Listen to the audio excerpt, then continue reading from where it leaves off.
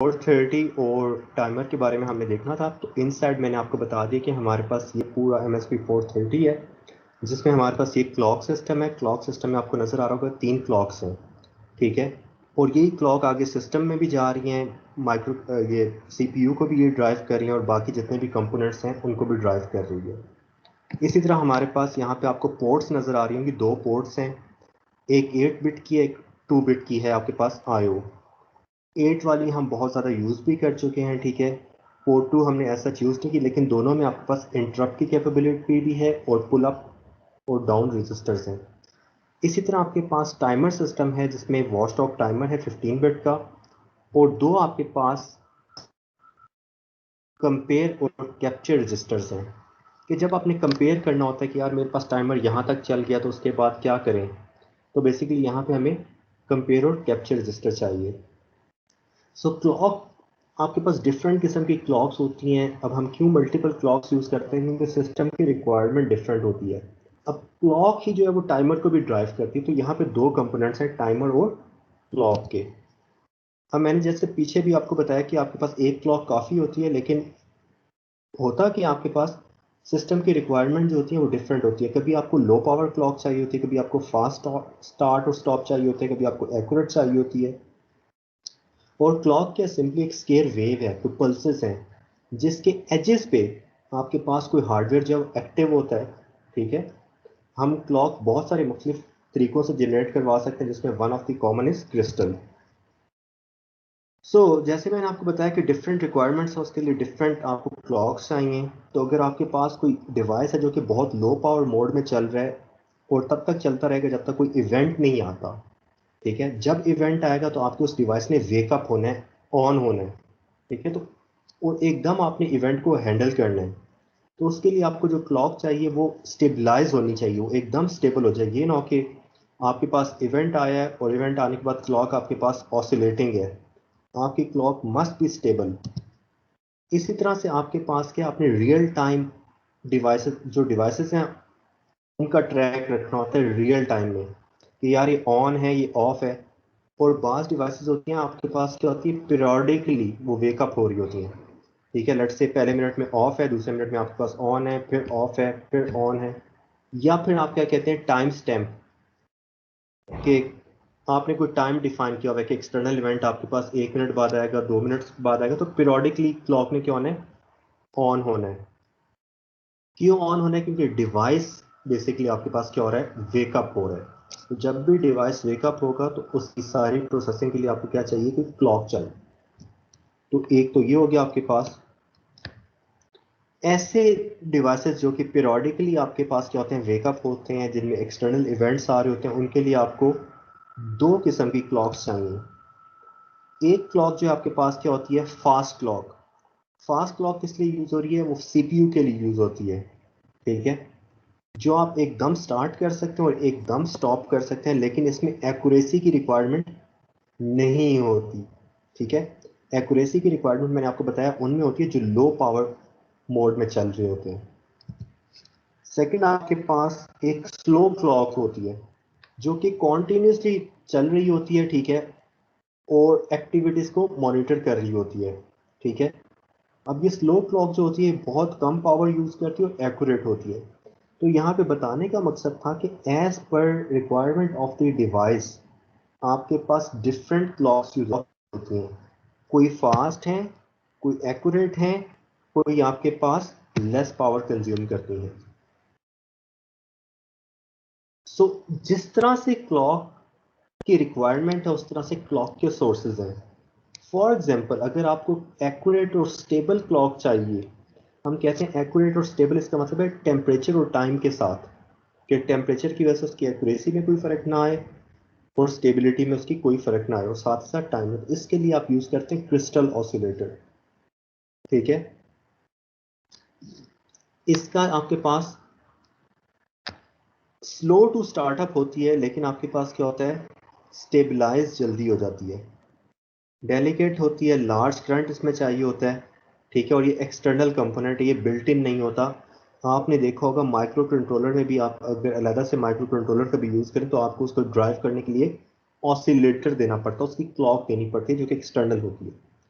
इसी तरह आपके पास रजिस्टर और कैपेसिटर से भी आप क्लॉक जनरेट करवा सकते हैं, जो कि चीप है, क्विक टू स्टार्ट है। क्रिस्टल जो था वो स्लो टू स्टार्ट था, ठीक है। और ये यूजुअली आरसी जो होती है आपके पास इंटीग्रेटेड होती है माइक्रो कंट्रोलर यूनिट के अंदर ही, ठीक है, और सीपीयू के साथ होती है। लेकिन इसमें इश्यू क्या आपके पास, इसकी एक्यूरेसी और स्टेबिलिटी नहीं है, लेकिन इसकी स्पीड फास्ट है स्टार्टअप की। इसी तरह से आपके पास सिरेमिक रेजोनेटर और मैम्स हैं, ठीक है। ये आपके पास इन बिटवीन होते हैं क्रिस्टल और रेजिस्टर कैपेसिटर के दरमियान। तो हमने पहले देखा कि आपको डिफरेंट क्लॉक्स चाहिए होती हैं क्योंकि रिक्वायरमेंट डिफरेंट है। तो क्लॉक के सोर्सेज क्या होंगे, वो ये दो सोर्सेज हैं आपके पास, क्रिस्टल और आरसी। ये आप यूज कर सकते हैं सिरेमिक रेजोनेटर जो इन बिटवीन होंगे। इन बिटवीन से मुराद ये होगी आपके पास कि एक्यूरेसी भी आपको मिल जाएगी, ठीक है, और साथ ही साथ आपको स्टार्टअप टाइम भी फास्ट एनफ होगा। अच्छा जी, अब MSP 430 के अंदर क्योंकि आपके पास कन्फ्लिक्टिंग डिमांड्स होती हैं, कभी आपको हाई परफॉर्मेंस चाहिए होती है, कभी आपको लो पावर्स चाहिए होती है, कभी आपको प्रिसाइज फ्रीक्वेंसी चाहिए होती है, तो इसके अंदर 3 इंटरनल क्लॉक्स हैं। कितनी क्लॉक्स हैं? 3 इंटरनल क्लॉक्स। और सोर्सेज जो हैं वो 4 हैं, ठीक है। इस बात को याद रखना कि आपके पास सोर्सेज कितने हैं, 4 सोर्सेज हैं, और क्लॉक्स हैं वो 3 हैं। सबसे पहली जो क्लॉक आती है उसको कहते हैं मास्टर क्लॉक। दूसरी जो है वो है सब सिस्टम मास्टर क्लॉक, और चौथी जो है वो है एक्सिलरी क्लॉक। तो आप नाम देख लें यहाँ पे MCL के, SMCL के और ACL के।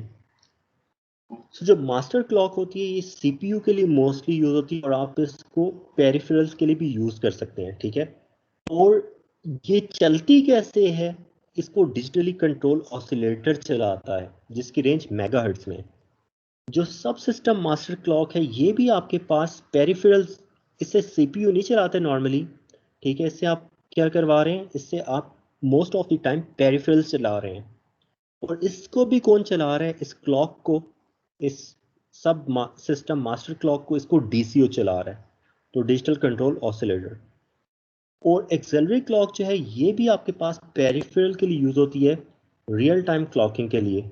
लेकिन डिफरेंस इनमें ये है कि उनकी आपके पास फ्रीक्वेंसी ज़्यादा है, इसकी फ्रीक्वेंसी लो है। और ये DCO पे नहीं चल रही, ये आपके पास क्रिस्टल ऑसिलेटर पे चल रही है, जिसकी आपके पास जो स्पीड है टिपिकली दैट इज 32 किलोहर्ट्ज, ठीक है। जबकि मास्टर क्लॉक और सब सिस्टम मास्टर क्लॉक जो है वो मेगाहर्ट्ज की रेंज में ऑपरेट कर रही है। क्लियर है बात? 3 क्लॉक्स हैं यहाँ पे और 4 सोर्सेज हैं उनके। अब ये वो सोर्सेज हैं, ठीक है। ये आपको नजर आ रहा होगा, लो और हाई फ्रीक्वेंसी क्रिस्टल ऑसिलेटर है, जिसको हम लिखते हैं LFXT1, low frequency XT crystal oscillator के लिए होता है 1। ये एक्सटर्नल होता है, ठीक है। ये क्रिस्टल ऑसिलेटर बिल्ट इन नहीं होता, ये आपको एक्सटर्नली लगाना पड़ता है MSP 430 में। यूज्ड विद ए लो और हाई फ्रीक्वेंसी क्रिस्टल। अब ये जो पोर्ट है आप इसको यूज कर सकते हैं, इस पे लो भी लगा सकते हैं और हाई भी लगा सकते हैं, जैसे कि नाम इसका कह रहा है, लो और हाई फ्रीक्वेंसी क्रिस्टल ऑसिलेटर, ठीक है। लेकिन ये लगाना आपको एक्सटर्नली पड़ेगा। कैसे लगाना पड़ेगा, एक्स इनपुट, एक्स इन आपको नजर आ रही होगी, एक्स आउट, इन दो पिंस के साथ आपको इस ऑसिलेटर को लगाना पड़ेगा। इसी तरह से आपके पास एक और ऑसिलेटर है जिसको कह रहे हैं हाई फ्रीक्वेंसी। ये लो पे नहीं चलता, ये खाली हाई फ्रीक्वेंसी पे चलता है, इसको कहते हैं XT2। ये भी एक्सटेंडेड है, एक्सटर्नल है, ठीक है। ये बिल्ट इन नहीं होता MSP 430 में।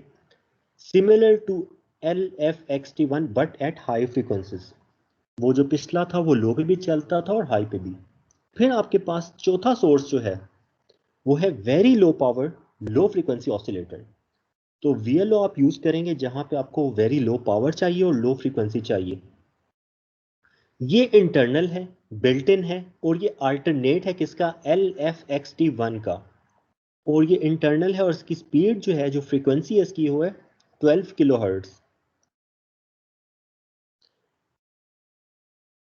ये हर डिवाइस में आपके पास अवेलेबल नहीं है, आपको देखना पड़ेगा डाटा शीट में वेदर दिस इज अवेलेबल और नॉट।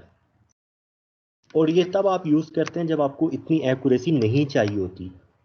और फाइनली आपके पास है डिजिटली कंट्रोल्ड ऑसिलेटर। ये इंटरनल है और आपको मैंने बताया था कि ये आपके पास आरसी ऑसिलेटर से हम कहते हैं, जिसका स्टार्ट टाइम फास्ट है but this is not accurate. So आपको ये पता होना चाहिए कि इसके अंदर कौन कौन से सोर्सेज हैं। एक डीसीओ है, एक वीएलओ है, एक आपके पास XT2 है और एक आपके पास है LFXT1। क्लियर होगी बात? माइंड में रखना क्लॉक को और क्लॉक के सोर्सेज को और रिक्वायरमेंट्स को। अब हमने इस सारी चीज को यहां पे एक्सप्लेन कर दिया, ठीक है, कि typical sources of clocks. So master clock और सब मास्टर क्लॉक को जो ड्राइव कर रहा है वो आपके पास डीसीओ, और ये यूजुअली आपको अभी बताया पीछे मेगाहर्ट्ज की रेंज में होता है। जबकि ACL के क्लॉक जो आपके पास एक्सिलरी क्लॉक है उसको टिपिकली ड्राइव कर रहा है LFXT1 या VLO, ठीक है, जिसकी स्पीड आपके पास 32 किलो हर्ट्ज। अगर आप LFXT1 यूज करते हैं तो 32 किलो हर्ट्ज है, अगर आप VLO यूज करते हैं तो हमने देखा उसकी 12 किलो हर्ट्ज है। तो ये सारी चीजें आपको जो बुक मैंने आपके साथ शेयर की हुई है बेसिक्स ऑफ MSP 430 वहां से मिल जाएगी। अब यहाँ पे आप देखें, इस डायग्राम को गौर से देखें कि LFXT1 ये एक्सटर्नल इसको चाहिए, ठीक है, XT2 इसको भी एक्सटर्नल ऑसिलेटर चाहिए, ठीक है। अब एक्सिलरी क्लॉक्स हम किस लिए यूज करें? पेरिफेरल्स के लिए। आपको यहाँ पे नजर आ रहा होगा, ठीक है। एक्सिलरी क्लॉक हम किस लिए यूज कर रहे हैं? पेरिफेरल्स के लिए। और जो मास्टर क्लॉक है वो हम यूज कर रहे हैं CPU एंड पेरिफेरल्स के लिए, और सब मास्टर क्लॉक भी जो हमें यूज कर रहे हैं पेरिफेरल्स के लिए। तो अब सबसे पहले देखें कि क्योंकि एक्सिलरी क्लॉक दो सोर्सेज से आ सकती है, एक VLO से आ सकती है, एक आपके पास आ सकती है LFXT1। तो सबसे पहले हमने सेलेक्टर लगाया जो कि मक्स है, मल्टीपल इनपुट सिंगल आउटपुट, ठीक है। तो जहां पे लिखा हुआ है LFXT1, SX इसका मतलब है सेलेक्टर है ये, ठीक है। और आगे डिवाइडर है, क्योंकि आप क्लॉक को डिवाइड भी कर सकते हैं। अगर लेट से 12 किलो हर्ट्ज पे चल रही है, 32 पे चल रही है, तो आप उसको डिवाइड कर सकते हैं 1 से, डिवाइड कर सकते हैं 2 से, 4 से और 8 से, ताकि आप उस क्लॉक को, एक्सिलरी क्लॉक की जो स्पीड है उसको आहिस्ता कर सकें। जब क्लॉक को आहिस्ता करते हैं तो उससे फायदा ये होता है कि टाइम पीरियड ज्यादा हो जाता है आपके पास। इसी तरह से अगर आप देखें तो सब सिस्टम मास्टर क्लॉक जो है उसके सोर्सेज क्या हैं? उसके सोर्सेज DCO है और उसका एक और सोर्स है XT2। तो ये आपने सेलेक्ट किए हैं इसमें से SCLS, ठीक है। सेलेक्ट किया, जोन सा आपको सोर्स चाहिए। आप 0 करोगे तो ऊपर वाला हो जाएगा, 1 करोगे तो नीचे वाला हो जाएगा। क्लियर है बात? और इसी तरह से आपके पास अगर आप चेक करना चाहते हो, आप मास्टर क्लॉक यूज करना चाहते हो, तो मास्टर क्लॉक में आपके पास क्या है? You can use VLO, you can use LFXT1, you can use XT2, you can use DCO। तो सारे के सारे ऑप्शन आपको अवेलेबल हैं। तो आपने सेलेक्ट करना है, ठीक है, कि आपने 0 यूज करना है, 1 यूज करना है, 2। ये बाइनरी में है तो हम स्टार्ट कर रहे हैं 0 से, 1 से और 2 से, ठीक है। तो सोर्सेज आप यहाँ से सेलेक्ट कर सकते हैं। तो ये सारे के सारे सेलेक्टर्स लगे हैं आपके पास, मक्सेज हैं। उसके बाद आपके पास क्या है? डिवाइडर्स हैं सारे के सारे। तो आपने क्लॉक को कैसे डिवाइड करना है एज पर रिक्वायरमेंट। और फिर आगे आपके पास क्लॉक्स हैं और उनके फंक्शंस बताए गए हैं। क्लियर है ये बात? अच्छा जी। अब बहुत सारे यहाँ पे कंट्रोल रजिस्टर्स हैं क्लॉक के लिए, क्योंकि क्लॉक ऐसे तो काम नहीं करेगी, क्लॉक को बहुत सारे कंट्रोल रजिस्टर्स चाहिए, ठीक है। तो ये बुक में से ही, आपकी जो बुक है उसमें टेबल 5.1 में basic clock module plus registers, तो यहाँ पे उनके शॉर्ट नेम बताए गए हैं। ये वैसे भी आपको टाइम टू टाइम आप जब यूज़ करोगे तो आपको आ जाएंगे। DCO कंट्रोल रजिस्टर जो है उसको लिखते हैं DCOCTL। Basic clock system control 1 उसको लिखते हैं BCSCTL1। फिर basic clock system control 2 BCSCTL2। फिर basic clock system control 3 BCSCTL3। ये सारे आपके पास रीड राइट हैं, इनका एड्रेस भी गिवन और इनकी इनिशियल स्टेट भी आपको गिवन है। ठीक है। सो DCO जो आपके पास है और basic control, basic clock system, ठीक है, नीचे आप देख लें लिखा हुआ है DCO CTL and BCS CTL combined define the frequency of DCO, कि अगर आपने फ्रीक्वेंसी डिफाइन करनी है DCO की तो आपको इन दो रजिस्टर को यूज करना पड़ेगा अदर सेटिंग्स के साथ, ठीक है। तो एक आप देखें DCO यूज करना पड़ रहा है और दूसरा आपको BCS। आगे जाके हम देखेंगे कि BCS के अंदर क्या है, ठीक है। तो ये आपको बताया कंट्रोल रजिस्टर फॉर क्लॉक, ये कंट्रोल रजिस्टर हैं क्लॉक्स के। अच्छा जी, अब ऐसा होता है कि DCO की सेटिंग्स जो हैं, जैसे आपको पता है कि रोम होती है सिस्टम की, तो रोम के अंदर चीज़ें हमेशा फॉर एवर रहती हैं, ठीक है। तो इसी तरह से यहाँ पे एक आपके पास है टैग लेंथ वैल्यू। तो टैग लेंथ वैल्यू क्या है, बेसिकली ये सारी की सारी जो वैल्यूज हैं, ठीक है, DCOs की, ये स्टोर हुई होती हैं ऑलरेडी फ्लैश मेमोरी में, ठीक है। Can use tag length value that are stored in flash memory to set DCO and BCS 1। तो लेट से अगर आपको नहीं भी पता इन वैल्यूज का, तो ये वैल्यूज बाय डिफॉल्ट स्टोर हुई हैं फ्लैश मेमोरी के अंदर, ठीक है, और इसको हम कहते हैं tag length value. For example अगर आप देखें value for BCS CTL 1 register, अगर आपने क्या करना है फॉर 1 मेगाहर्ट्ज, अगर आपने 1 मेगाहर्ट्ज पे DCO को ऑपरेट करवाना है, ठीक है, और उसका टेम्परेचर आपके पास क्या और 25, तो हम क्या यूज करेंगे, हम यूज करेंगे CALBC1, ठीक है। इसे कहते हैं कैलिब्रेशन बेसिक क्लॉक 1।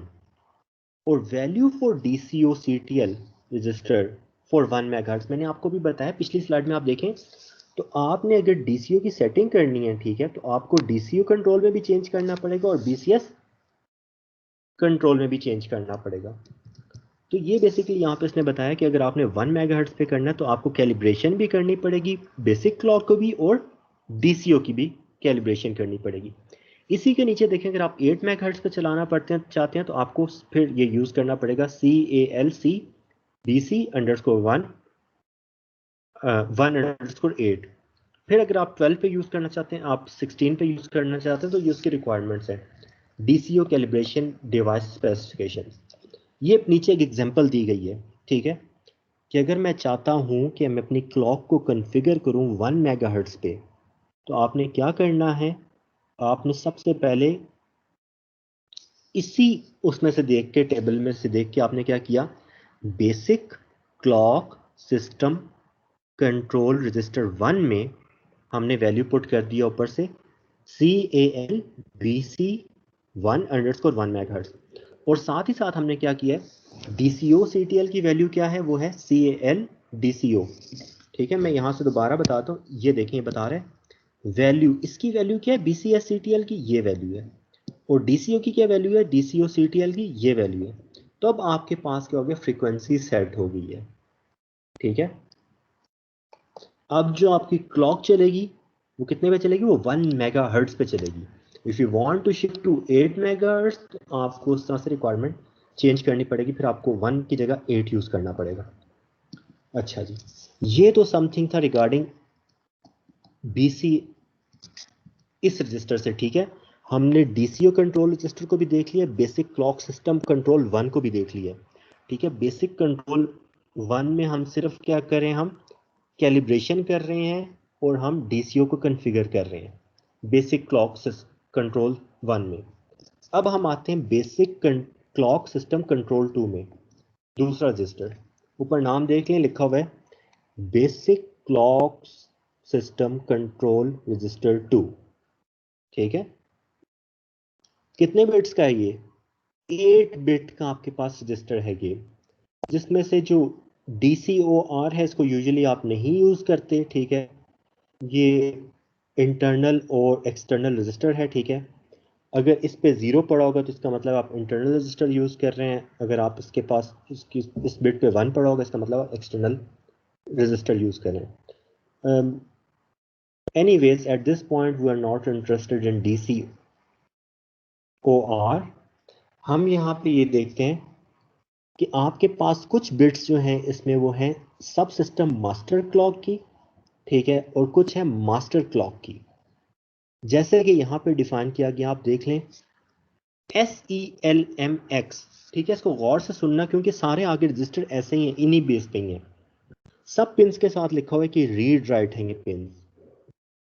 सो बिट 7 से लेके 6 तक जो कि SELMX है, इसका मतलब है सेलेक्ट मास्टर क्लॉक। ठीक है, बिट 7 और 6 से करती है सेलेक्ट मास्टर क्लॉक।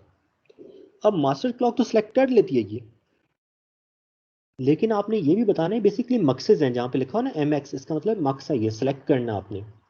अगर आप 0 0 करेंगे तो DCO क्लॉक हो जाएगी, आप 0 1 करेंगे तब भी DCO क्लॉक होगी। ठीक है, सोर्स।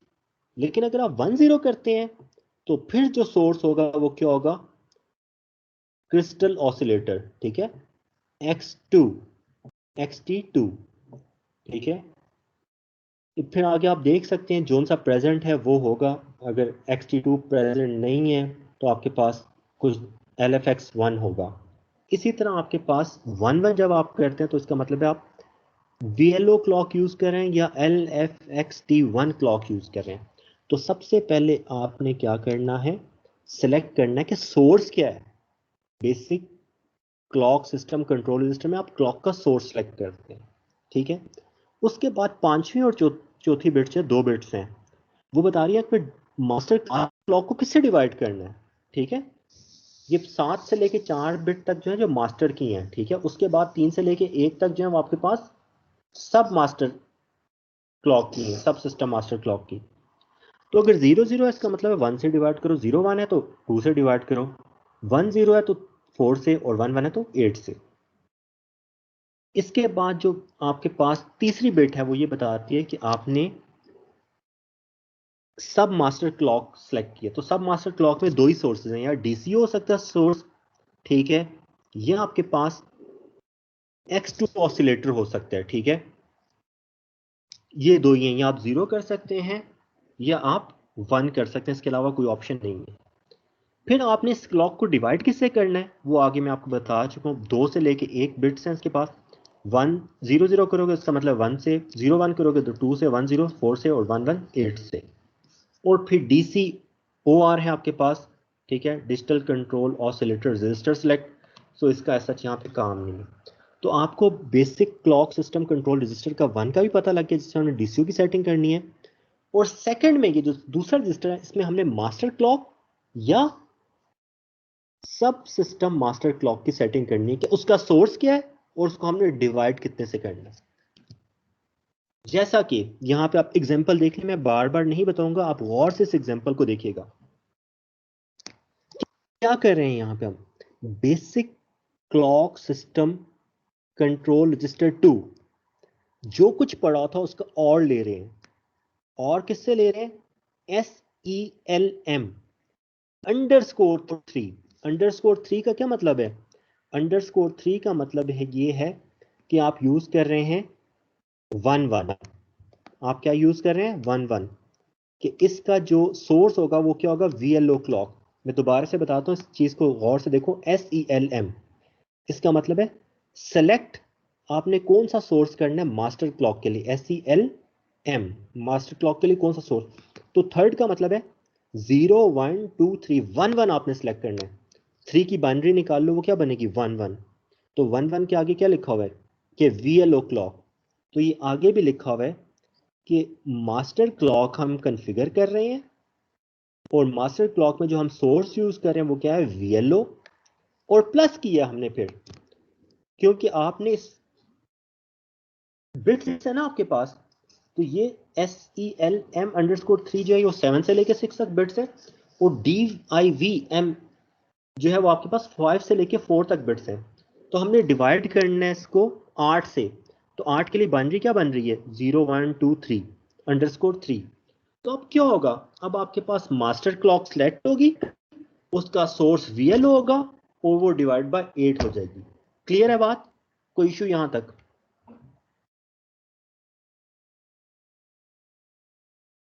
आप लोगों से पूछ रहा हूं कुछ इश्यू इसमें।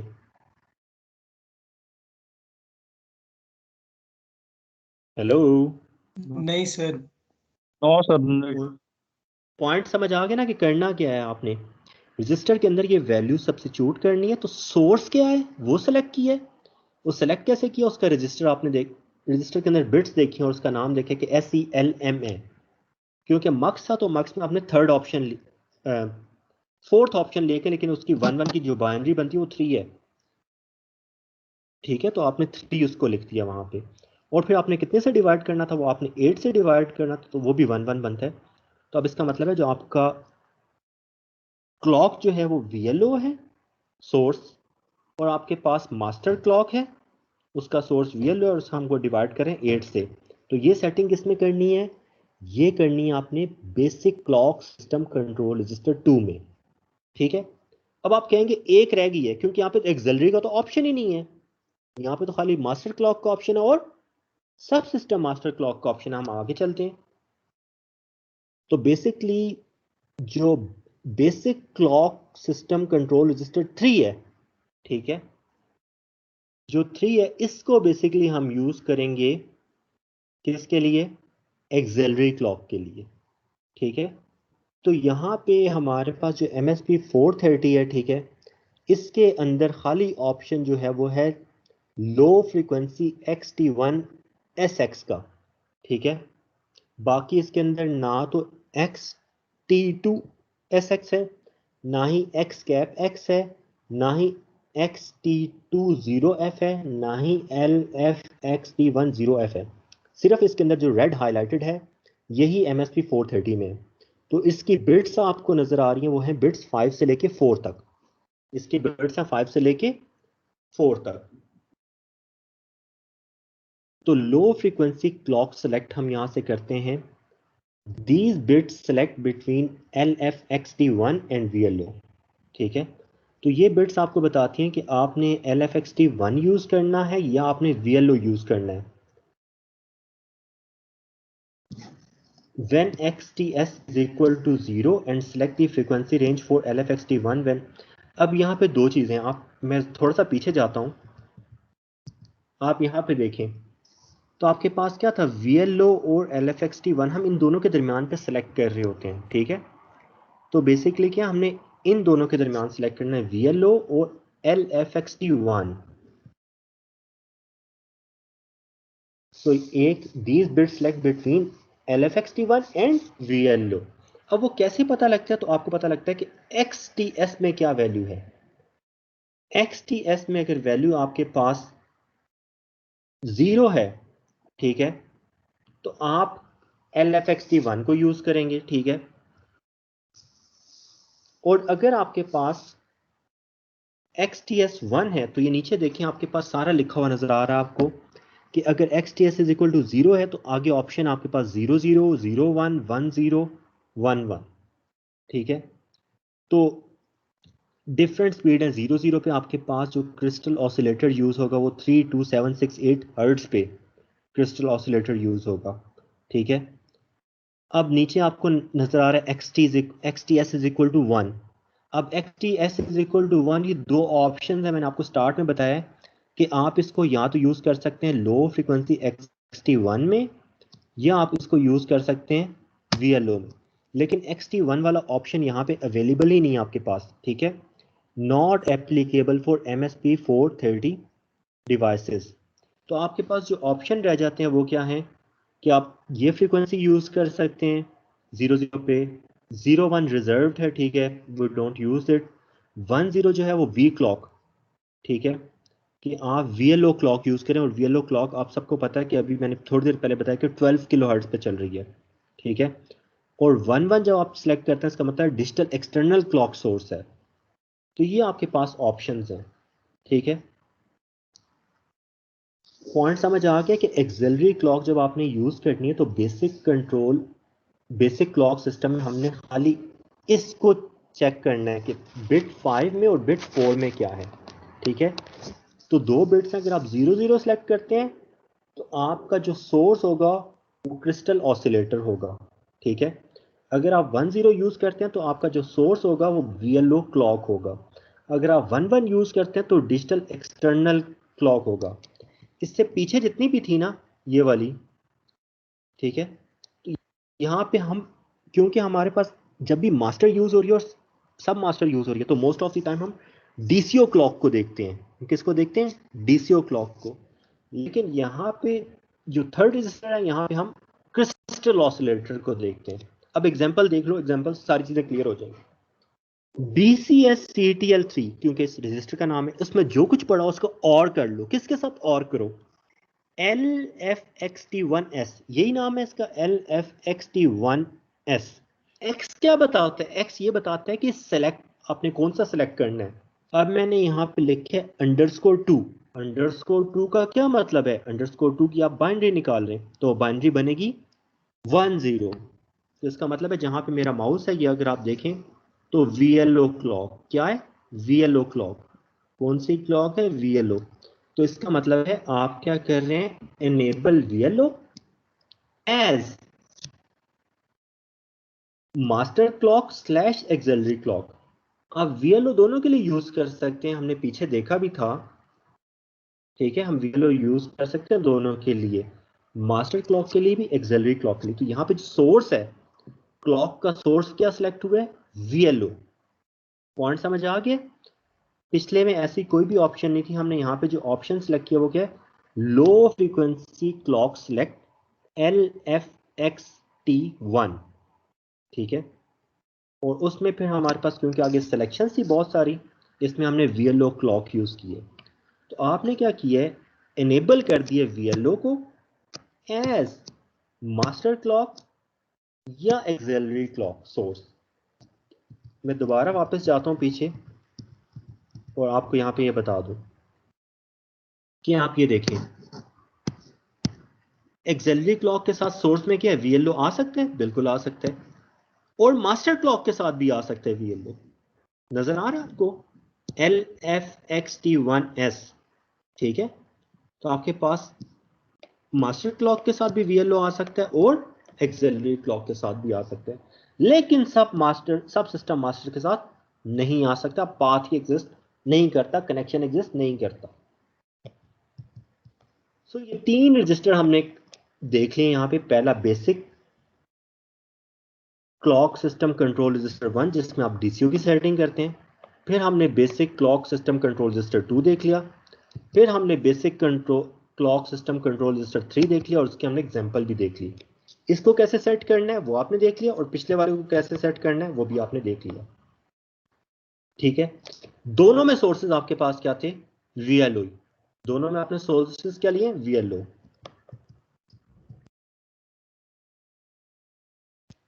अच्छा जी, ये अब यहाँ पे यही बता रहा है आपके पास एक, ऑलरेडी भी हमने देखी थी कि आपके पास क्लॉक सिस्टम के अंदर से ACL क्लॉक निकल रही है, SMCL क्लॉक निकल रही है, और मास्टर क्लॉक।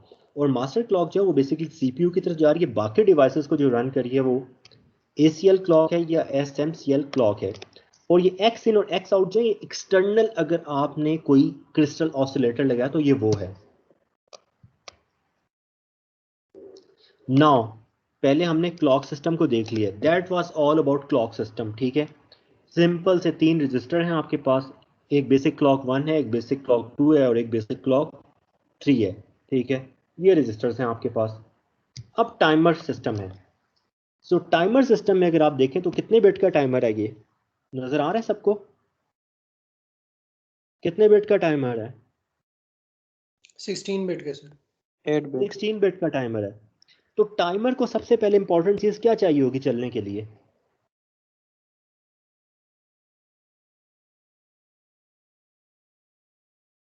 क्लॉक चाहिए। टाइमर को चलने के लिए क्या चाहिए? क्लॉक चाहिए होगी। तो आप ये देख सकते हैं, टेसल आपको नजर आ रहा होगा, TASSELX। ये है टाइमर ए सोर्स सेलेक्ट के टाइमर ए। आप ये देख रहे हैं, इसका नाम जो है वो है टाइमर ए। ठीक है, इस रजिस्टर का नाम क्या है? टाइमर ए। तो टाइमर ए का आपने कौन सा सोर्स सेलेक्ट करना है? तो ये मक्स लगा हुआ है, 0 0 करोगे तो टाइमर ए क्लॉक सेलेक्ट हो जाएगा। अगर आप सेलेक्ट करोगे 0 1 तो आपके पास एक्सिलरी क्लॉक आ जाएगी, और अगर आप करोगे 1 0 तो आपके पास सब मास्टर क्लॉक आ जाएगी। इसी तरह से आपके पास एक है INCLK। तो यहां पे आप देखोगे टाइमर ए की अपनी भी क्लॉक है, एक्सिलरी क्लॉक भी है, सब सब मास्टर क्लॉक भी है, ठीक है, सब सिस्टम मास्टर क्लॉक भी है और IN क्लॉक भी है। तो सबसे पहले हमने क्या करना है, क्लॉक सेलेक्ट करनी है। तो उसके लिए हमने 9 और 8 बिट में, ठीक है, क्या करेंगे, कैसे लिखेंगे, TASSEL अंडरस्कोर, लेट से मैंने सेलेक्ट करनी है सब सिस्टम मास्टर क्लॉक, तो कैसे लिखेंगे, TASSEL अंडरस्कोर 2, ठीक है, 10 की बाइनरी क्या है, 210 की बाइनरी है। तो आपने क्या करना है, TASSEL अंडरस्कोर 2। तो सबसे पहले आपने क्लॉक सेलेक्ट करनी है। फिर IDX क्या है, IDX बेसिकली बता रहा है कि आपने क्लॉक को किससे डिवाइड करना है। तो ये 7 से लेके 6 बिट तक है। तो अगर लेट से आप लिखते हैं ID_0, इसका मतलब है डिवाइडेड बाय ID_0 का क्या मतलब है, तो डिवाइडेड बाय 1। आप लिखते हैं ID_1, इसका मतलब है डिवाइड बाय 2। ID_3 लिखोगे तो डिवाइड बाय 8 सॉरी, ठीक है। तो 1 2 4 8 आपके पास ये डिवाइडर्स हैं। फिर उसके बाद है आपके पास MCX, ये मोड्स हैं, ठीक है, ये मोड हैं कि काउंटर आपके पास किस मोड में चलेगा। आपको पता होगा, आपने पढ़ा होगा, काउंटर आपके पास अप मोड में भी चल सकता है, काउंटर आपके पास डाउन मोड में भी चल सकता है, काउंटर आपके पास कॉन्टिन्यूस भी चल सकता है, ठीक है। 16 बिट का रजिस्टर है, कॉन्टिन्यूस काउंट करेगा तो कहां तक जाएगा, 2⁻16 तक, ठीक है। अगर कॉन्टिन्यूस काउंट करेगा तो कहां तक जाएगा, 2⁻16 तक। तो ये 4 से लेके 5 बिट में आप बता सकते हैं कि कौन सा मोड सेलेक्ट करना है। तो वो है आपके पास MC। आगे जाके हम देखते हैं इसकी फुल डिस्क्रिप्शन। और फिर ये TACLR, ये टाइमर एक क्लियर है कि कब आपने टाइमर को क्लियर करना है। तो टाइमर क्लियर कब होगा, जब ये वहां तक काउंट कर लेगा अपने डिजायर्ड पॉइंट तक। जब आपके पास काउंटर जो है अपने डिजायर्ड वैल्यू पे पहुंच जाता तो उस वक्त फ्लैग सेट होता है, जिसको आप कहते हैं टाइमर ए इंटरप्ट फ्लैग, ठीक है, टाइमर ए इंटरप्ट फ्लैग। सो ये आपके पास है 0th bit of the 16 bit register, जबकि TACLR जो था वो सेकंड बिट थी, ठीक है, देख सकते हैं सेकंड बिट।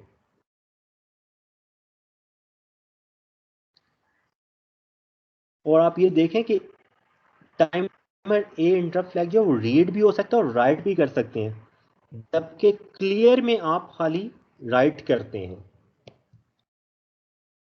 अब ऑपरेशंस क्या है टाइमर ए के, वो हम देखते हैं। क्या लिखा हुआ कि कॉन्टिन्यूसली काउंट अप, और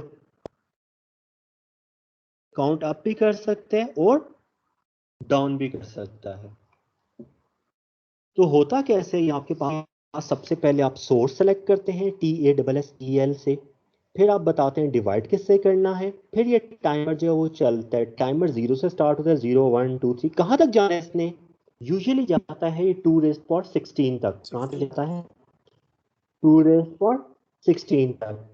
तो होता कि आपके पास, ये आप नीचे देख रहे हैं TACCRX, ठीक है, ये है आपके पास timer A compare and capture register.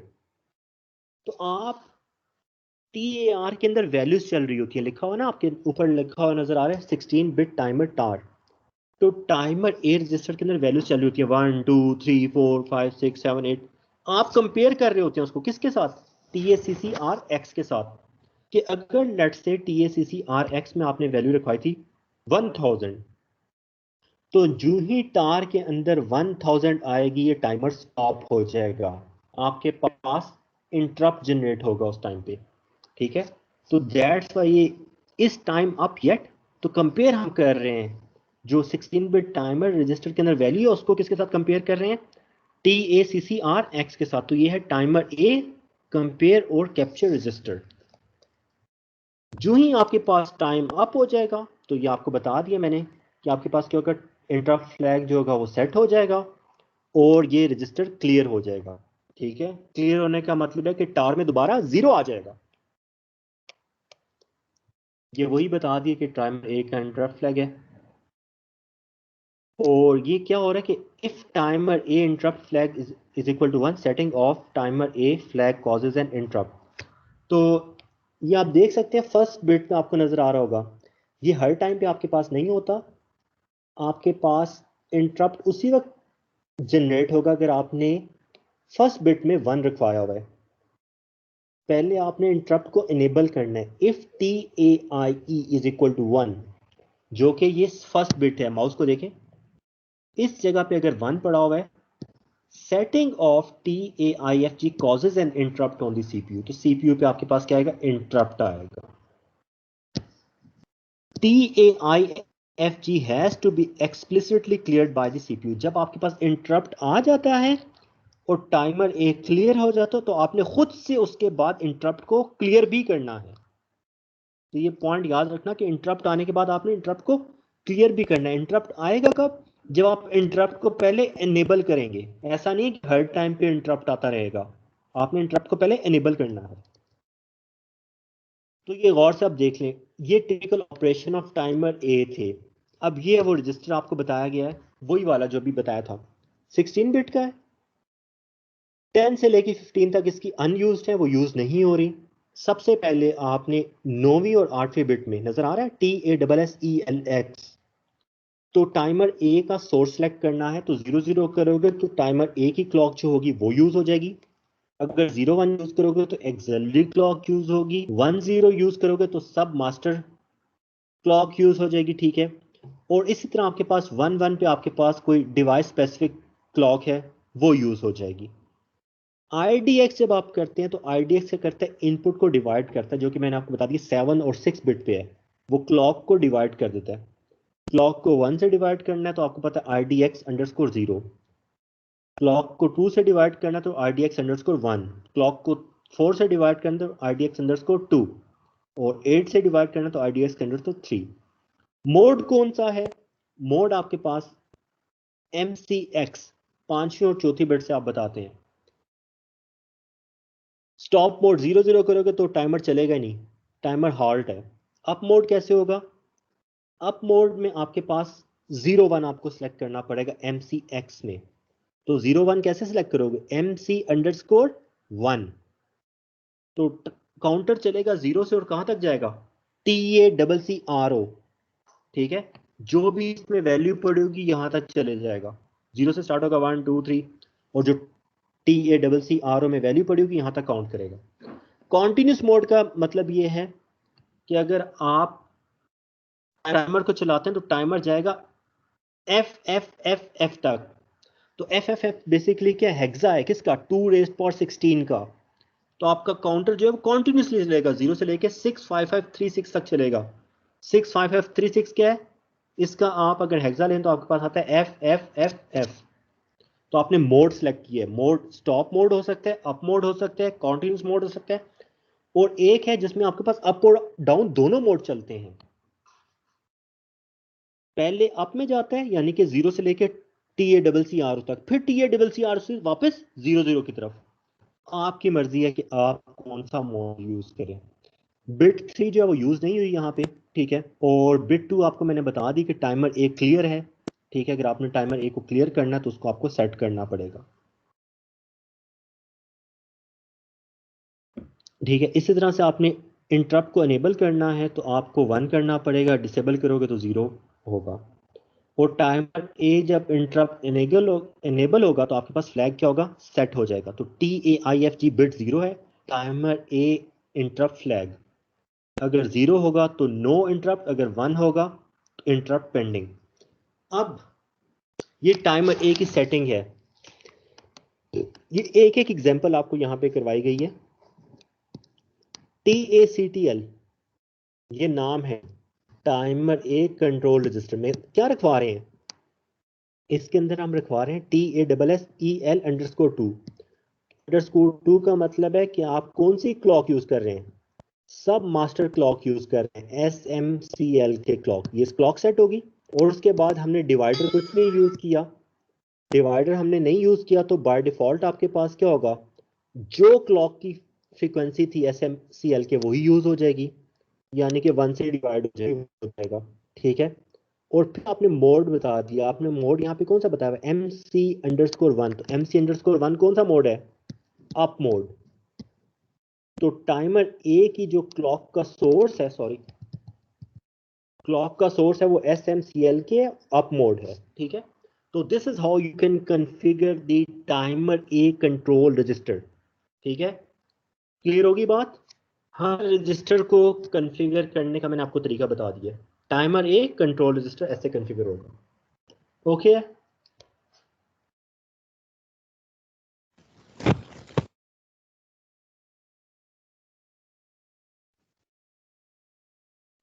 कोई हाँ या ना?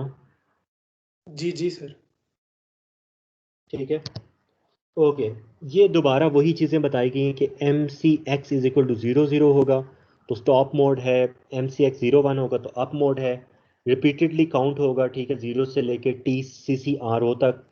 अगर कॉन्टिन्यूस मोड है तो वो TCCRO नहीं होगा बल्कि उसकी जगह 2⁻16 का जो हेक्स बनता है वो होगा।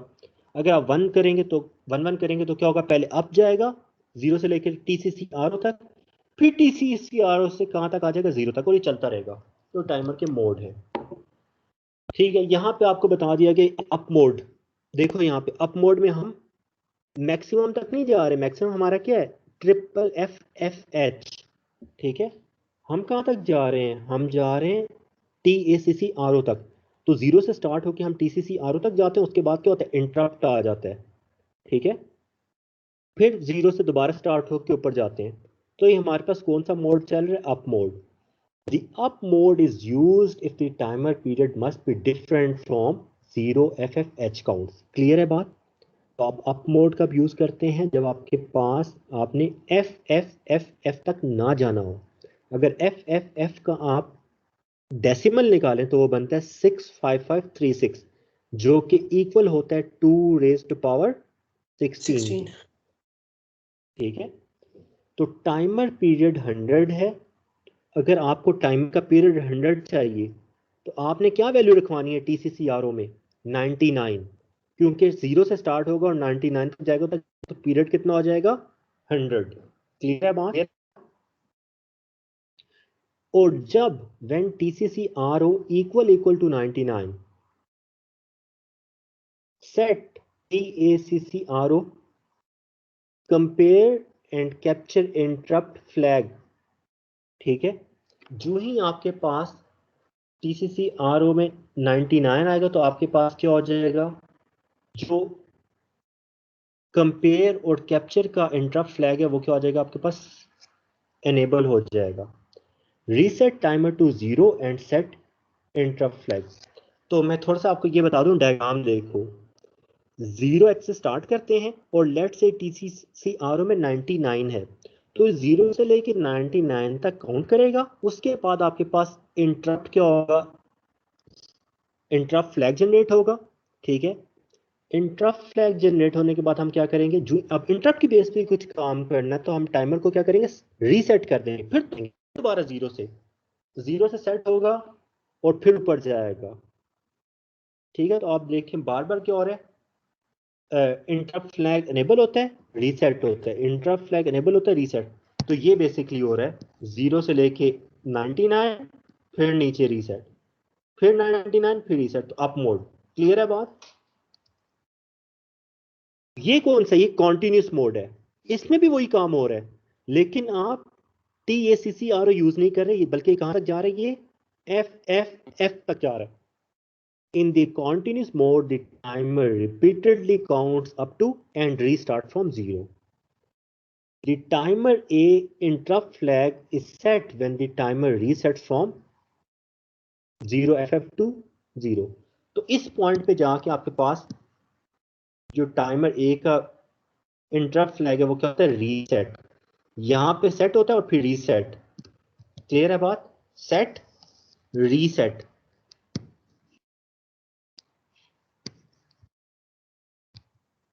अच्छा जी, अप और डाउन मोड में क्या, ये आप देख लें, इस तरह से अप काउंट कर रहा है, पहले ये अप काउंट है 0 से लेकर 99 तक जा रहा है, फिर 99 से 0 तक जा रहा है, और यहां पे आके आपके पास इंटरप्ट क्या होता है, सेट हो जाता है। दी up down mode is used if the time period must be different from 0 FFF count and if a symmetrical pulse generation is needed the period is twice the value of टार्को। अब obviously time period क्यों double हो जाएगा, क्योंकि अगर TACCRO आपके पास 99 है तो आपको डाउन करने में आपको क्या होगा 99 इंटू 2, दो टाइम हो जाएंगे, 0 से लेके 99 फिर 99 से 0 तक, तो पीरियड क्या हो जाएगा डबल हो जाएगा आपके पास। तो ये सारे के सारे क्या मोड है। क्लियर है बात, ये कॉन्टिन्यूस मोड हो गया, अप मोड हो गया और अप और डाउन मोड हो गया।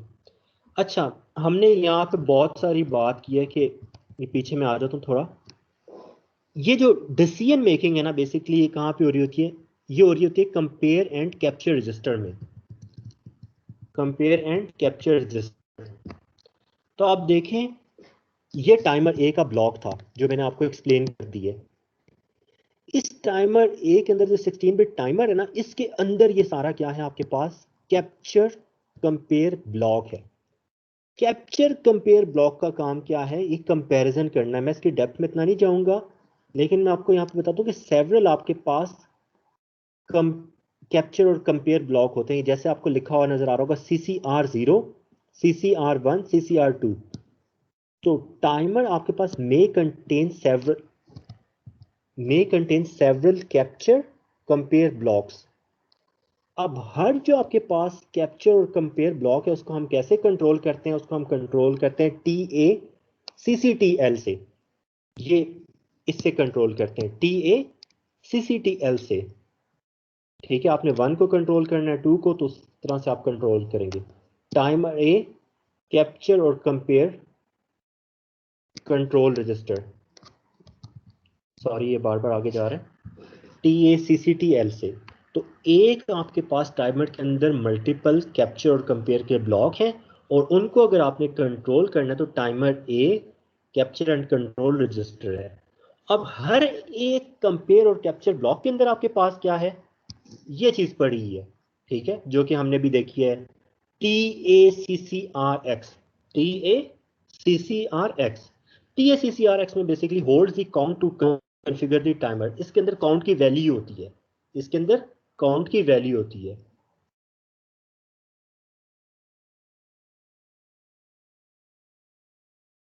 एक मिनट होल्ड कीजिएगा।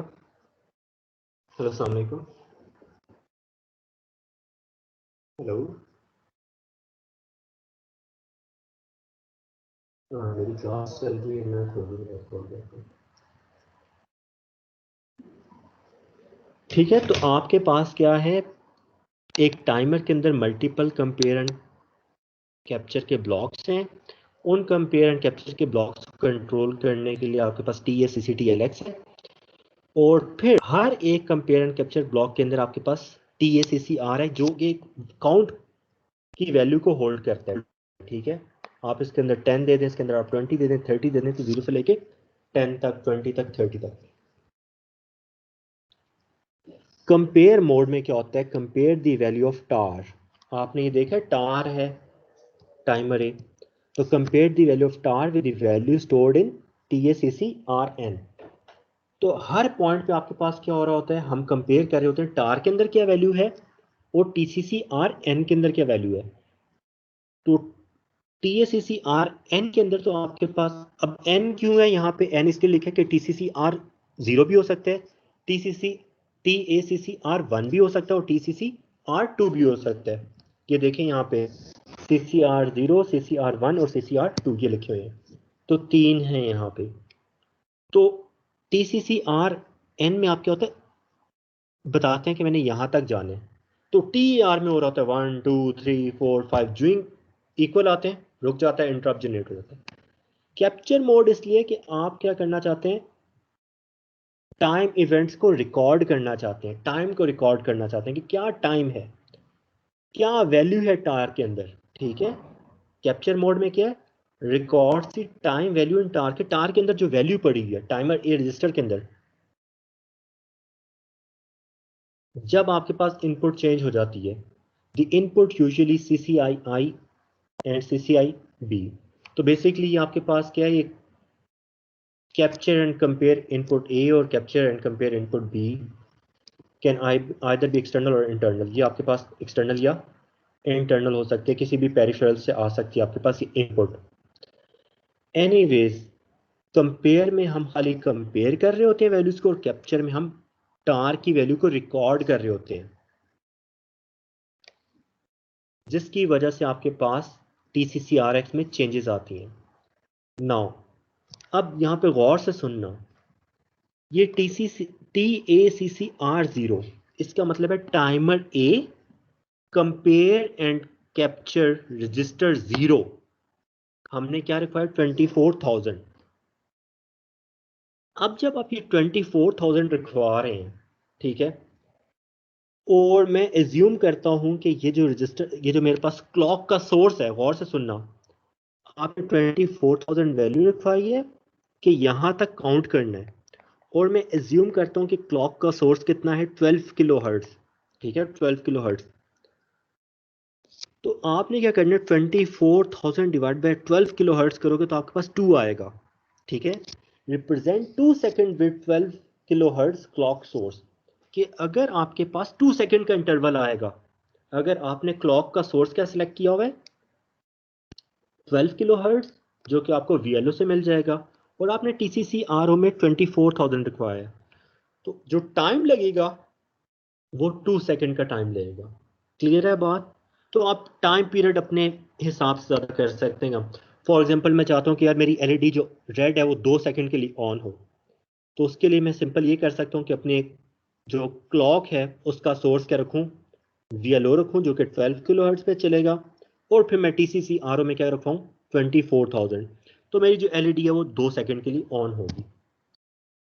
ये अब है TACCTL। तो दो ही रजिस्टर हैं टाइमर के, एक रजिस्टर था टाइमर का ये वाला टाइमर ए कंट्रोल रजिस्टर, और एक है टाइमर ए कैप्चर और कंपेयर कंट्रोल रजिस्टर, ठीक है।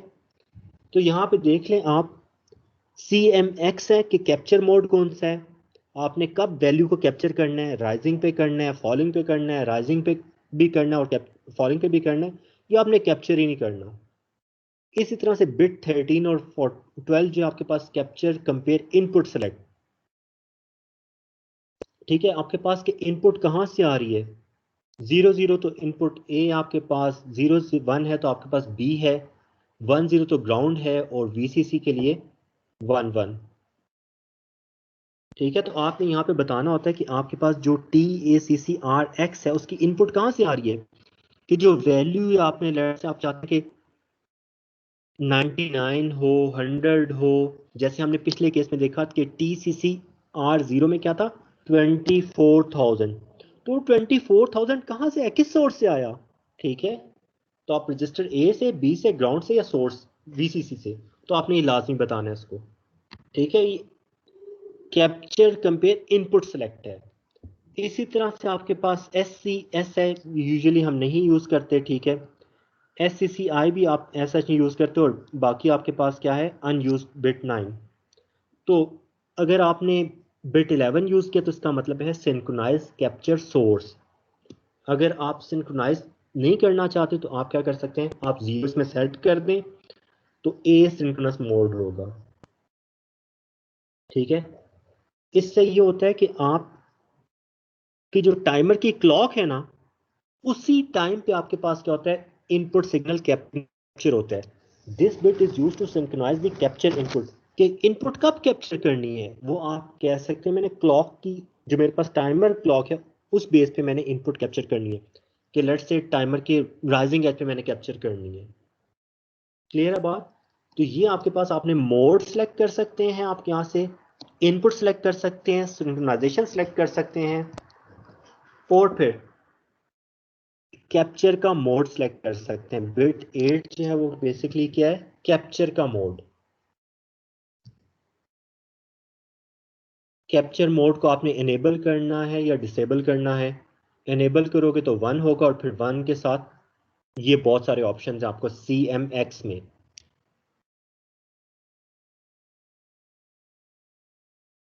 ठीक है। इसी तरह से आपके पास आउट मोड X है, बिट 7 से लेके 5 तक है आउटपुट मोड, इसका नाम है। मोड इसके अंदर कौन से हैं, 2 3 6 एंड 7 आर नॉट यूजफुल, तो जो यहाँ पे आपको 2 मोड नजर आ रहा है, जैसे कि टॉगल का है, वो आपके पास नहीं है यूजफुल। 3 है, 6 है, एंड कि अगर आपने TACCRO यूज करना है तो उसके लिए आप ये मोड नहीं यूज कर सकते। ठीक है, जैसे मोड 000 जो है वो क्या है, आउट बिट वैल्यू, तो ये आप TACCRO के साथ यूज कर सकते हैं। 001 सेट है, तो ये आप TCCRO के साथ यूज कर सकते हैं। ठीक है, बाकी नीचे लिखा हुआ है, you can look into it. Capture और कंपेयर को, इंटरप्ट को अनेबल करना है तो आपको बिट 4 को क्या करना पड़ेगा, सेट करना पड़ेगा। ठीक है, कैप्चर और कंपेयर की इनपुट को अनेबल करना है तो आपको बिट 3 को सेट करना पड़ेगा। अगर आपने आउटपुट आपको चाहिए, आउटपुट मोड 0, ठीक है, तो आपको क्या करना पड़ेगा, लो सेट करना पड़ेगा। और अगर आप 1 रखते हैं तो इसका मतलब है आउटपुट आपके पास हाई आएगी। आउटपुट की बेसिकली आप कंट्रोल, स्टेट को कंट्रोल कर रहे हैं। ठीक है, तो 0 का मतलब है अगर बिट 2 में आप 0 रखवा रहे हैं तो आउटपुट लो है, और 1 में आपके पास आउटपुट हाई है। कैप्चर ओवरफ्लो अगर आपके पास आएगा तो वो आपके पास COV बिट 1 में आएगा। अगर कैप्चर ओवरफ्लो होगा तो आपके पास 1 होगा, अगर कैप्चर ओवरफ्लो नहीं हुआ तो आपके पास 0 होगा। इसी तरह से आपके पास इंटरप्ट फ्लैग है कैप्चर और कंपेयर का, अगर कोई इंटरप्ट पेंडिंग नहीं है तो 0 है, अगर इंटरप्ट पेंडिंग है तो 1 है। तो ये आपके पास 16 बिट का टाइमर ए कैप्चर और कंपेयर का ब्लॉक है। ठीक है, बेसिकली तो मेन चीज़ें आपके पास कैप्चर मोड है, कैप्चर इनपुट है, और सिंक्रोनाइज है। अब कैप्चर मोड इनेबल करना है तो उसके लिए CAP है, इंटरप्ट को इनेबल करना है तो उसके लिए बिट 4 है, इनपुट को इनेबल करना तो उसके लिए बिट 3 है। तो ये आपके पास कैप्चर और कंपेयर ब्लॉक के फंक्शन, आपके पास फंक्शनलिटीज है बिट वाइज। ठीक है, अब देखें, मैं दोबारा से रिकैप कर देता हूँ। हमने 3 बेसिक क्लॉक सिस्टम देखे, जिसमें हम क्लॉक का सोर्स सेलेक्ट कर सकते हैं और क्लॉक को डिवाइड कर सकते हैं। ठीक है, बेसिक क्लॉक सिस्टम कंट्रोल 1 में हम यूजुअली DCO के साथ डील करते हैं। बेसिक क्लॉक 2 के अंदर हम सब मास्टर और मास्टर क्लॉक के साथ, जबकि बेसिक क्लॉक 3 के अंदर हम यूज करते हैं एक्सिलरी क्लॉक के साथ। फिर हमने देखा टाइमर ए कंट्रोल रजिस्टर है और टाइमर ए कंपेयर और कैप्चर रजिस्टर है। सो आपने इन सबको यूज करके, now there is an example, set DCO to 1 megahertz enable crystal. 2 काम करने हैं इसके अंदर। ठीक है, इसके अंदर आपने काम क्या करना है, एक मिनट, पहले हम ये वाली एग्जांपल देख रहे थे, मैंने एक एग्जांपल को स्किप किया, मैं नेक्स्ट एग्जांपल यहाँ पे आ गया। Sample code for timer A, flash LED at 1 megahertz, flash LED at 1 hertz, if SMCLK at 800 kilohertz। अब सबसे पहले बात तो ये आती है कि हमने एक LED को फ्लैश करना है किस रेट पे, 1 हर्ट्ज के रेट पे, 1 हर्ट्ज पे, और जो हमने क्लॉक चाहिए वो हमें चाहिए 800 किलोहर्ट्ज की क्लॉक चाहिए। अब आपको पता है कि 800 किलोहर्ट्ज की क्लॉक अवेलेबल नहीं है, तो हमें क्या करना पड़ेगा, हमें क्लॉक को डिवाइड करना पड़ेगा। ठीक है जी, तो सबसे पहले हमने अपना हैश इंक्लूड किया, डिफाइन कर दिया कि बिट 0 पे LED 1 है, वॉइड में वॉइड किया, वॉच डॉग टाइमर को हमने स्टॉप किया, और सबसे पहले P1 आउट, हमने P1 आउट पे नॉट LED, इसका मतलब है स्टार्ट में इनिशियली LED क्या है, ऑफ है। फिर डायरेक्शन LED 1 की सेट किया कि इसको एज अ आउटपुट यूज कर रहे हैं। फिर हमने TCCRO के अंदर वैल्यू रखवाई है 499। जब आपने TCCRO के अंदर कोई वैल्यू रखवा दी है, इसका मतलब है कि ये 0 से लेके 4999 तक काउंट करेगा। कहां तक काउंट करेगा, 0 से लेके 499 तक काउंट करेगा। क्लियर है बात? और आपको पता है कि ओवरऑल कितना है आपके पास, 2⁻16। So we can simply check.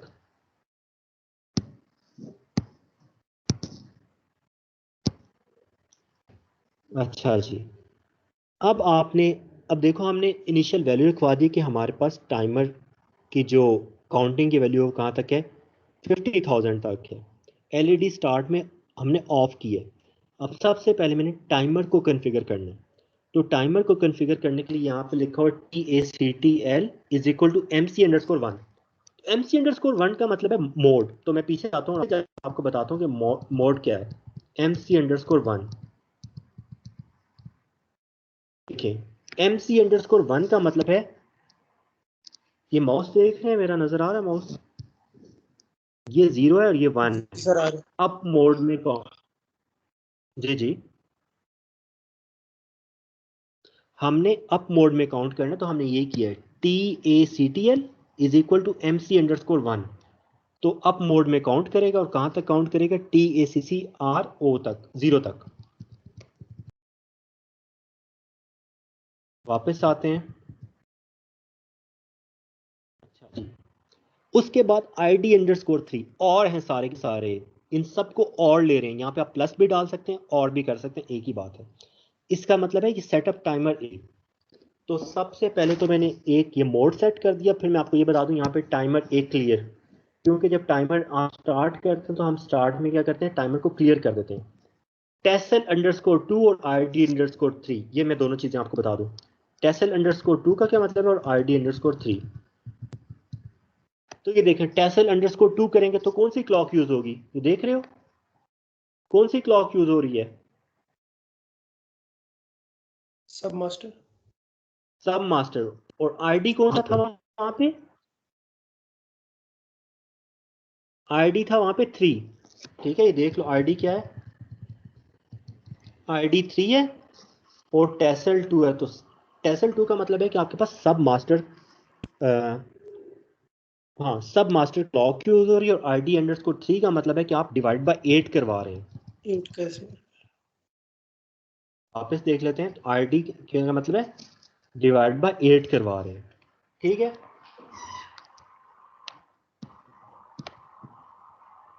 अच्छा जी, तो आपको नजर आ रही है स्लाइड्स। जी जी सर, आ रहे। जी सर, आ रहे। स्टक हो गया मेरी तरफ से, एक मिनट बस। अच्छा जी, हाँ जी, तो हमने टाइमर ए के कंट्रोल रजिस्टर को कॉन्फ़िगर कर दिया। MC_1 का मतलब है कि आपके पास अप मोड है। ID_3 का मतलब है जो क्लॉक है उसको हमने क्या किया, डिवाइड बाय 8 कर दिया है। और Tessel_2 का मतलब है कि क्लॉक का सोर्स क्या है, वो हमें क्लॉक कहाँ से आ रही है, सब मास्टर क्लॉक आ रही है। और लगा के आखिर में लिखा है TACLR, कि टाइमर को क्या करे, क्लियर। ये सब कुछ नीचे लिखा हुआ है, up mode, divide clock by 8, use SMCLK। ठीक है जी। तो यहाँ पे हम, हमारे पास जो क्लॉक थी वो क्या थी,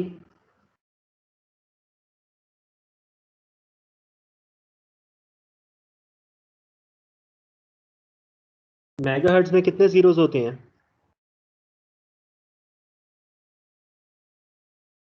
6 सर। 6।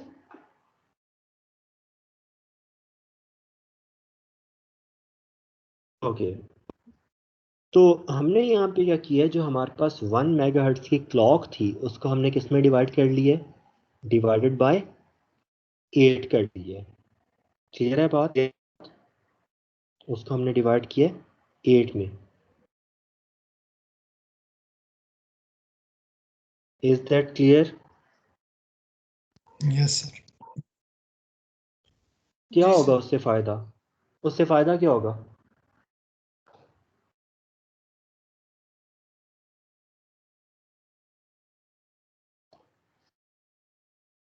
हाँ जी, क्वेश्चन है। हमें चाहिए थी क्लॉक 800 किलोहर्ट्ज पे। ठीक है, हमें क्लॉक किस पे चाहिए थी, 800 किलोहर्ट्ज पे। तो हमने डिवाइड बाय 8 कर लिया, लेकिन हमारे पास कौन बताएगा कि SMCL के क्लॉक की ओरिजिनल वैल्यू कितनी थी। सर 2 की पावर 16 थी। अल्लाह के बंदे, वो टाइमर की वैल्यू होती है। ठीक है, टाइमर एक अलहदा चीज़ है और क्लॉक की वैल्यू अलग अलहदा चीज़ है।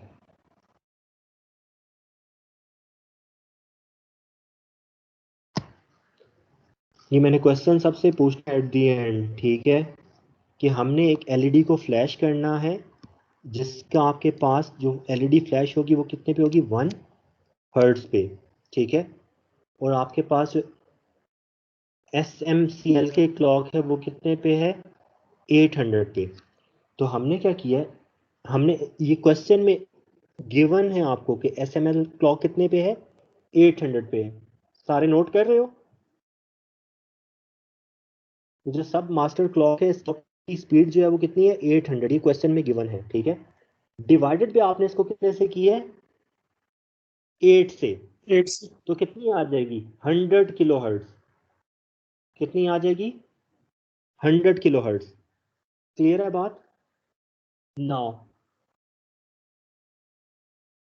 इफ यू 4999, ठीक है, 4999 को डिवाइड करो 100 किलो हर्ट्ज से, टेल मी क्या वैल्यू आती है, 4999 divide by 100 kilo hertz.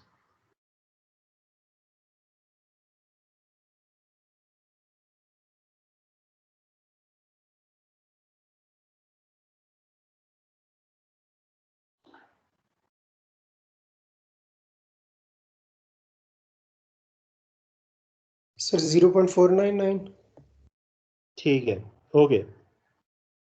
Hertz में आई है ये सर।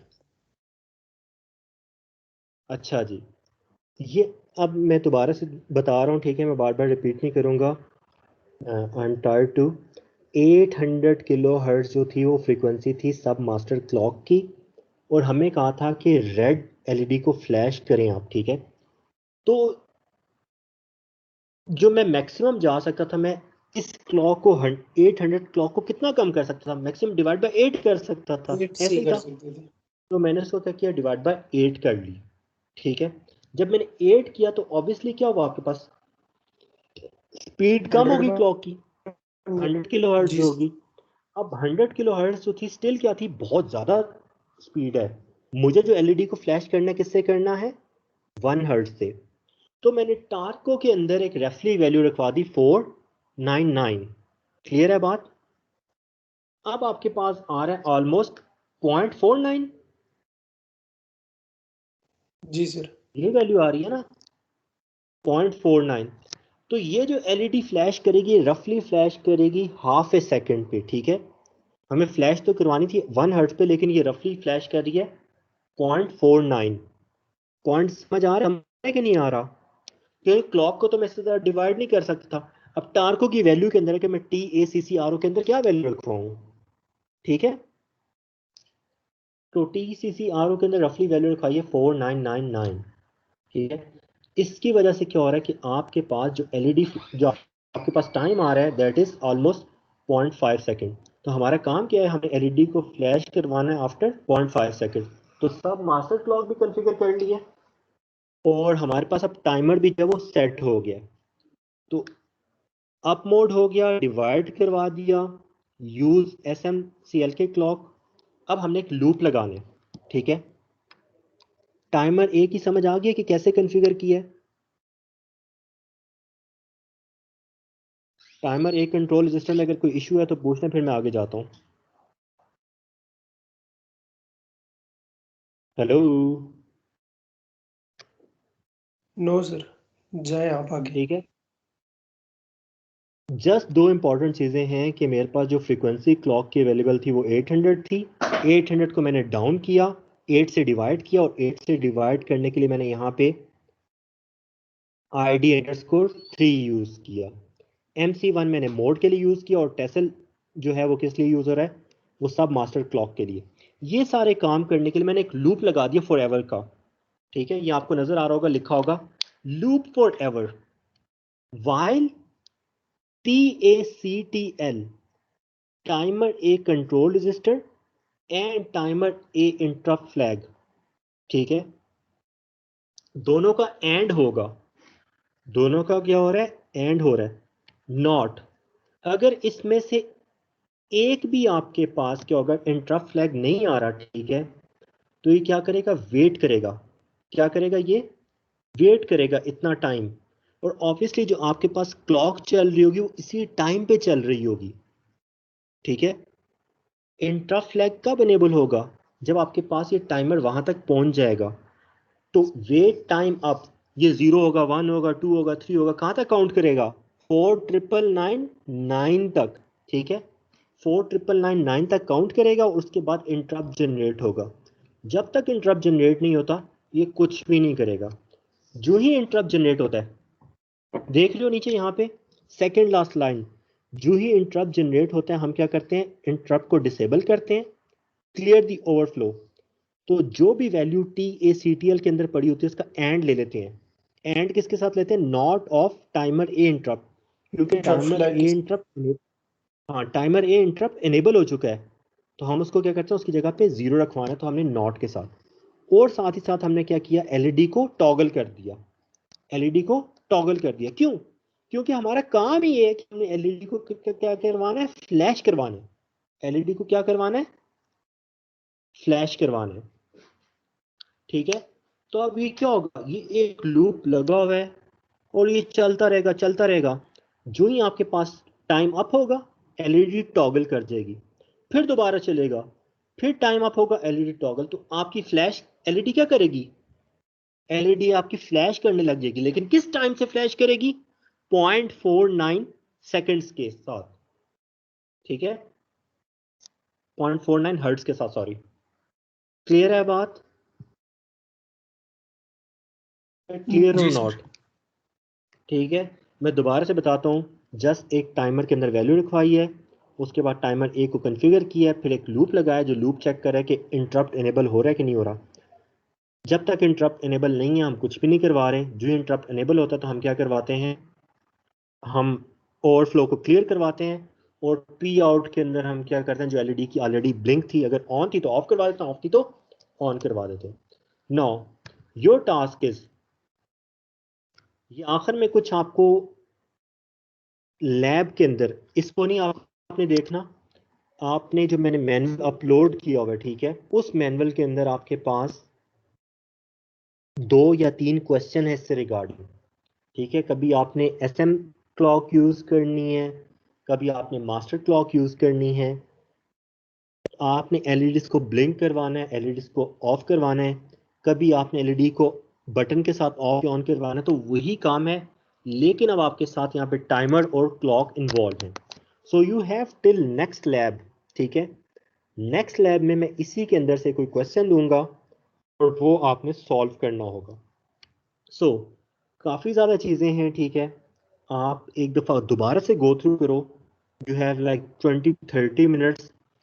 और अगर आप चैनल पे जाओगे तो हो सकता है इसके रिगार्डिंग कुछ वीडियो भी आपको मिल जाए, मैंने लास्ट टाइम वीडियो बनाई थी, ठीक है। So it's not difficult. 3 चीज़ें हैं जो आपको माइंड में रखनी है। 3 क्लॉक के रजिस्टर हैं, 2 टाइमर के हैं, एक टाइमर के कंट्रोल का और एक टाइमर के कैप्चर का है। हमने फिलहाल यहाँ पे कोई भी कैप्चर नहीं किया, हमने खाली टाइमर का कंट्रोल किया है, ठीक है जी। So okay sir. That's it for today, ठीक है। बाकी चीज़ें जो 2-3 स्लाइडें रह गई हैं वो आपको देख लें। क्वेश्चंस हैं, ये क्वेश्चन लिखे हैं, ठीक है, जो बेसिक लैब और बोनस लिखा हुआ ना, ये क्वेश्चन आपकी लैब 3 का जो वर्ड की फाइल है उसमें भी लिखा हुआ है। चलें जी, thank you very much. Attendance लगा दीजिएगा। बाकी हम ओके सर। नेक्स्ट लैब में इंशाल्लाह दोबारा बेशक रिपीट कर लेंगे। काफ़ी ज़्यादा चीज़ें हैं, एक साथ कंप्लीट करवाना तो मुश्किल है। ओके जी।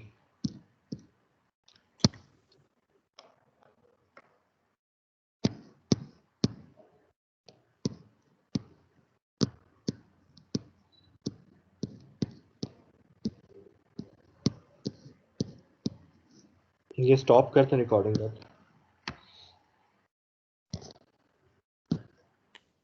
वो